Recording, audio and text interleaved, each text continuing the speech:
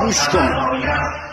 گوشت 1,000,000 تومن پیر در آرد، جان ز تن کارگر خسته در آید.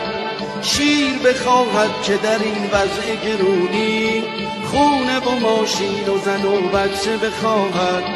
پیر شد این رفت ولی ارزونی نیامد، سیر خبر از شکم گشنه ندارد.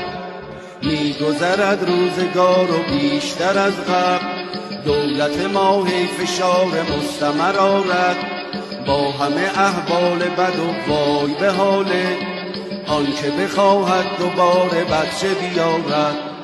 قبض نجومی که باز بی خبر آید، گوشت 1,000,000 تومن پیر در آرد، جان ز تن کارگر خسته در آید.